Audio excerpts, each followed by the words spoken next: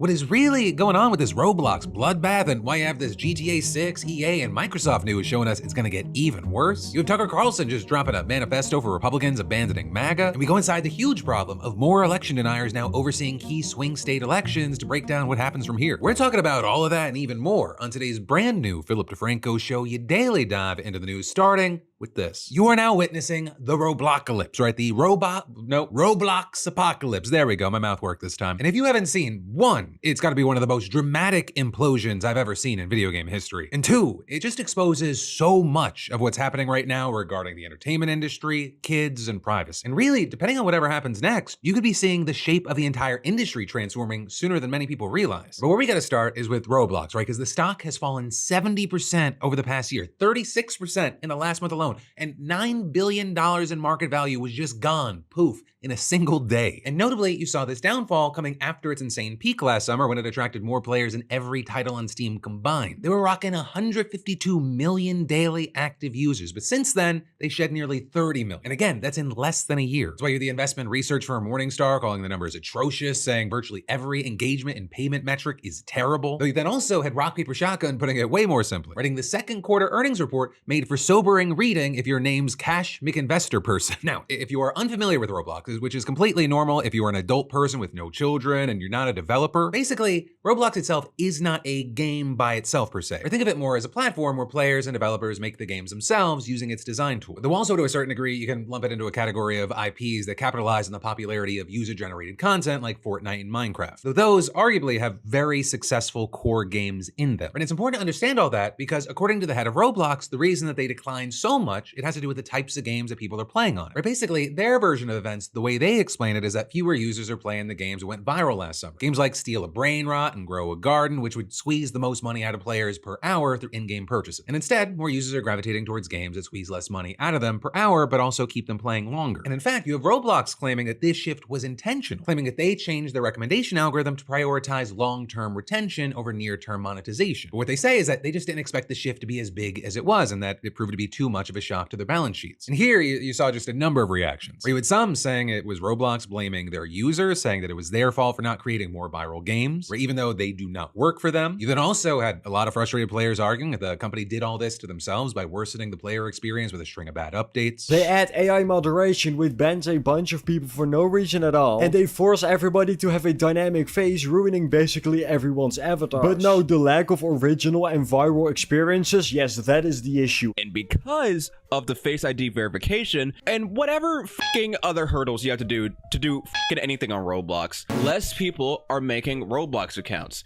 and less people are chatting, which means less people want to play Roblox. I just think if they would have put out like slightly less updates and not over the developers and the player base so much, you know, by doing things like cutting their revenue and making you pay to put a good game out and stuff like that, you know, I really think that this wouldn't have happened. But you know what? Lucky guess, wild guess, I don't really know. So they're saying you're fucking with the players and developers, you're incorporating AI in weird ways, there are massive privacy concerns. But then also regarding the changes with privacy, with people pointing to the fact that those were in response to a very serious problem with the platform, right? Likely part of the reason that fewer people are playing the game is there was a whole scandal around adults grooming children inside of the games, where you had numerous cases of documented actual abuse happening after an in-game meeting. You even had it leading to lawsuits from multiple states, and so the company, they put in place age verification and stricter moderation. Though of course, a lot of people not in love with the solution of a video game scanning their child's face. But then also, like even the platform's algorithm changes, you had the chief executive arguing that those were necessary. Right? Because as you had New York Magazine putting it, currently Roblox is a place where some of the most insidious trends of the contemporary internet, gambling, compulsive distraction, mindless consumption, and overall enshittification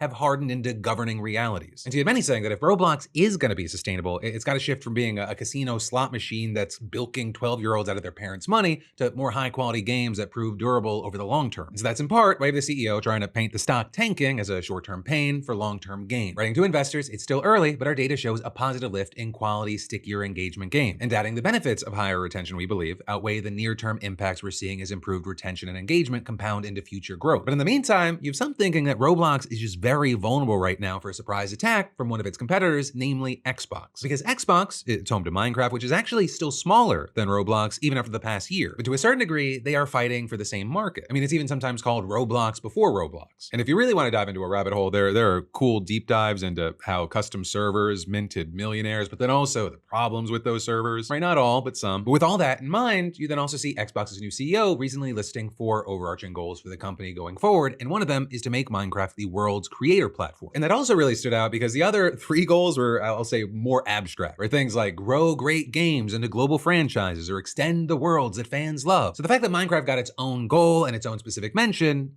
that stands out. But also the timing here matters because that company is also going through its own challenges. Right, in the last fiscal year, you've had their revenue drop by $1.7 billion.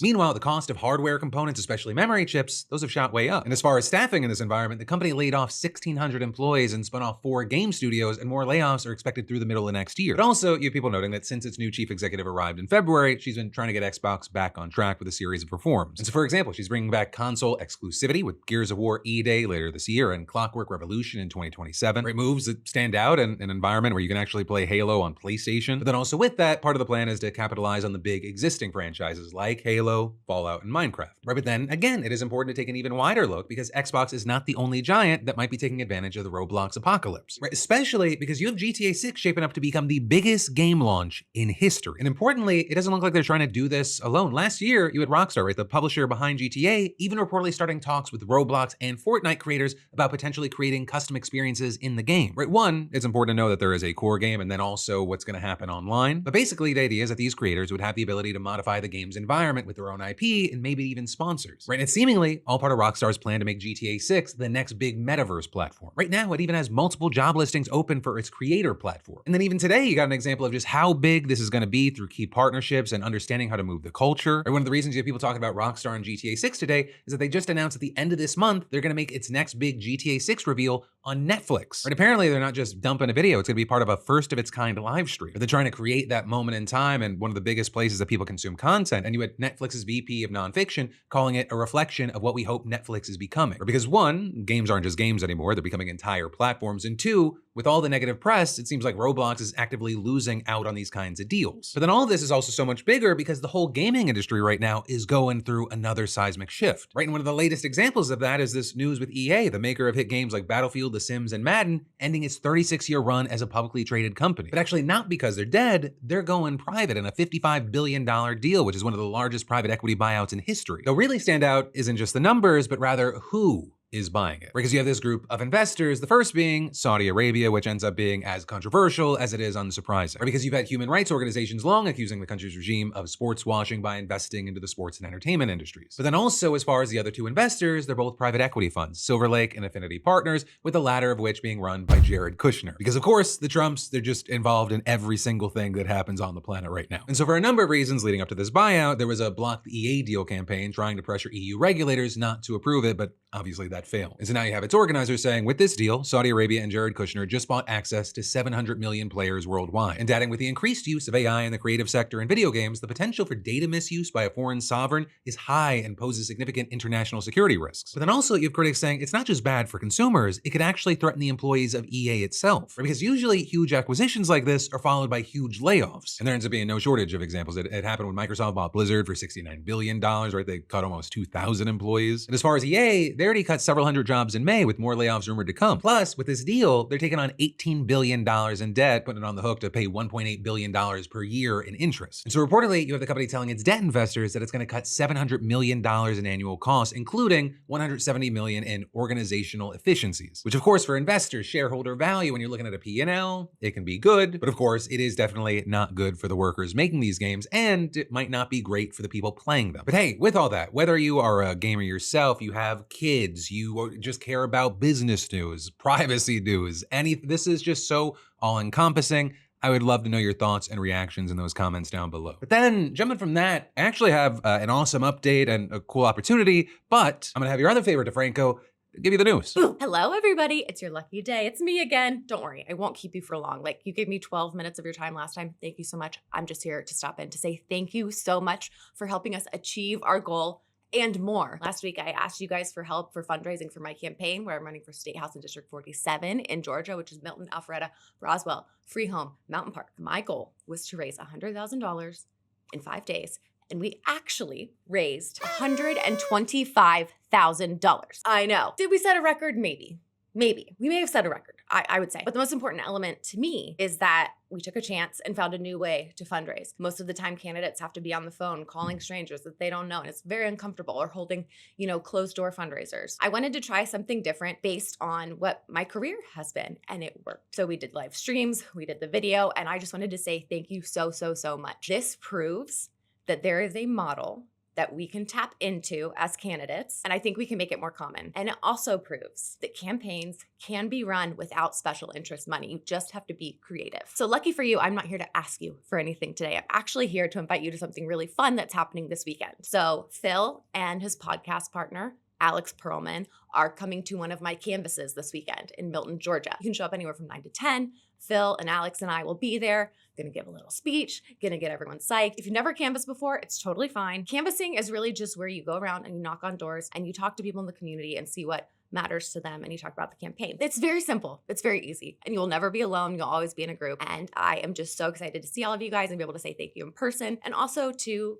have you guys meet Phil and Alex. So if you want to join, you can go to lindsay4ga.com/crashing out. You RSVP there, and then a couple days beforehand, we will send you the address. It will be in Milton, Georgia. We're just not giving out the full address yet until we know how many people are coming and all that kind of stuff. So again, thank you so much. I'm so grateful for all of you and your support, and for believing in me. All right, I'm not gonna take too much of your time. Bye, I love you, and remember LFG. LFG stands for Lindsay for Georgia, not Let's Fucking Go. They keep saying that's what it stands for, and I like the energy, but you wouldn't be able to put that on a billboard. Yeah, y'all, if you were even remotely nearby, we'd love to have you around on Saturday. Just sign up at lindsayforga.com/crashing out. You'll be able to be a part of, one, something that really, really matters and is important, and two, probably the closest I'll ever get Alex to going on a hike with me. And then you've got more that we got to dive into in just a minute, but first let me thank a sponsor and say, I feel completely on top of my money until I actually check and realize 3 different things renewed that week. But thankfully, today's sponsor, Rocket Money, makes it so much easier for me to stay on top of everything. Right? It helps me keep track of all my financial stuff that's easy to lose sight of. Due dates, credit card balances, free trials, subscriptions, that random annual charge that you forgot was coming. Rocket Money helps you take a lot of that mental overhead off your plate without making budgeting feel like a second job. It puts your spending, balances, subscriptions, and upcoming bills all in one place so you can quickly see what's actually happening with your money. And my favorite feature is the subscription tracker. It's amazing just how many subscriptions quietly stick around long after you stopped using them. Rocket Money lays out everything clearly, and it can even help cancel the subscriptions you no longer want. Also, the alerts are super helpful, where you can get a heads up about big purchases, upcoming bills, and low balances before they become a problem. Though for me, the biggest benefit is just having a clearer picture instead of just wondering whether I forgot something. So hey, take more control of your finances and try Rocket Money for free. Just go to rocketmoney.com/Phil or scan that QR code to get started today and unlock even more features when you sign up for premium. But then diving right back into the news, we got to talk about the increasing number of election deniers that are holding local election administration roles as the midterms are inching closer and closer. Because while we've known that this was generally happening, you just got this major report from the New York Times alleging this morning that many of these officials are going to be overseeing some of the most competitive races that will determine control of Congress. You had them reviewing data from the nonprofit Voting Rights Lab, and they found that at least 25 county-level election officials who have taken office in 2024 have aligned with election denial movements. And understand, you have this on top of the 69 election skeptic officials who were in office before that, most of which took office after Trump lost in 2020 and went on a misinformation bender. And since then, 41 of those officials have either taken direct action to interfere with their local elections, or they have direct ties to activist election denier groups. And with how big the country is, you might think, hey, these sound like small numbers, right? Whether you're thinking about the population in general, or even the thousands of people who work in elections across the country. But one, as the Times explained, an examination of every local election worker is a near impossible task. So the reality is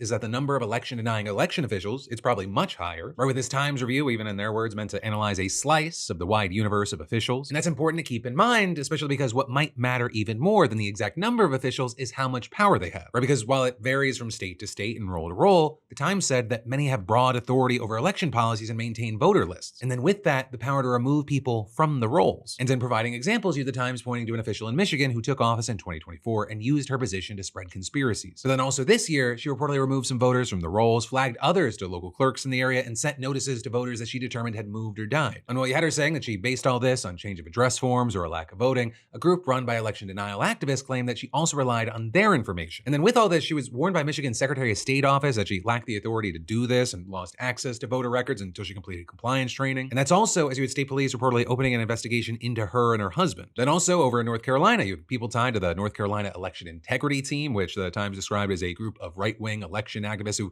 have at times espoused false conspiracy theories, and they've been able to secure county offices. And one of those is actually one of the group's founding members who filed complaints over the 2024 election of a state Supreme Court justice and even requested a new election. And while you ended up seeing that effort fail, he then moved on to other things like trying to restrict voting on Sundays. And while even these are just small examples, they are part of an emerging pattern nationwide at an incredibly critical time. Right? I feel like I've been saying this about pretty much every election for the past decade, but this truly might be the most important midterm yet. And so with how unpopular Trump and his lackeys are right now based on everything that they're doing and the threat to Trump's efforts to get election deniers posted in as many places as possible, this is a large threat. And that's why just this week, you had a group of attorneys who prosecuted January 6 cases writing a letter urging the Senate to stop confirming Trump's election-denying nominees. But so far, the Senate has confirmed nearly 60 deniers to the judiciary. When you had them confronted about their beliefs, none of them called January 6th an insurrection, nor have they been able to give a straightforward answer to who won the 2020 election. So you had these attorneys writing, the institutional denial of truth, especially by potential federal judges, is dangerous, yet it's become all too clear that President Trump expects his nominee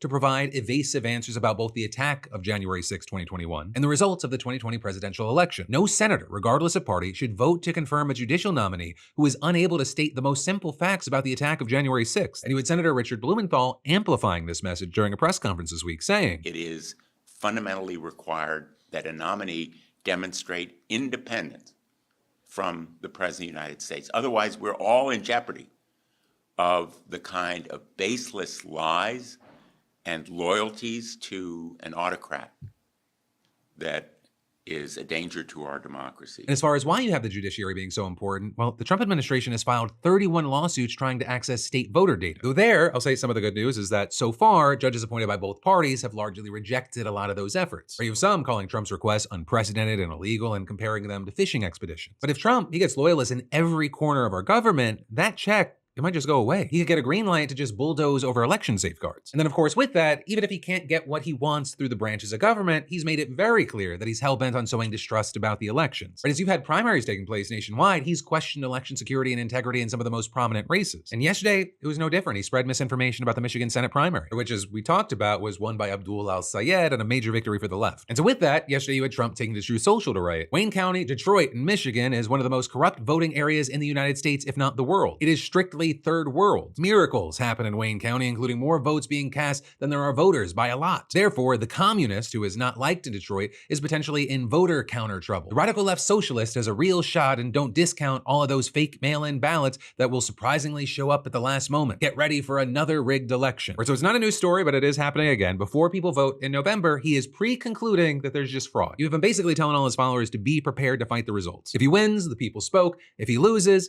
fraud. Right? He repeats it. It takes up so much air. It fills the brains of his followers to the point where they just think it's real. And understand, you had Trump saying this even after his DOJ sent poll watchers to cities in Michigan, which you should also know is a threat that he's levied at other states. And all of this, I'll just end this with my opinion, it's crazy because he could have just not been one of the worst presidents ever. Like, he genuinely won the popular vote this time. But he got in there and like immediately switched on half of the things he said he was gonna do. Insane war of choice in Iran that spiked prices for pretty much fucking everything. Also in the process, more debt, including dead Americans, and then of course that school that got bombed. And in the States, he got his so-called big beautiful bill passed, which hurt some of the most vulnerable people in our country, gutted things that are gonna just drastically worsen people's lives, and decided to terrorize cities with what many people have called his stormtroopers, which ended up getting other Americans killed. And in addition to incentivizing independents and the left to get out there and vote as much as possible, right, be very involved in this primary process, and then come November, it's resulted in a lot of people that were on his side ditching him, which we'll touch on again in a moment. But also, as we've seen in these primaries, just being anti-Trump is not enough, right? More voters are shouting at the establishment and also these new candidates that are promising change saying, well, what are you going to actually do? And yet still, I'll somehow see establishment Democrats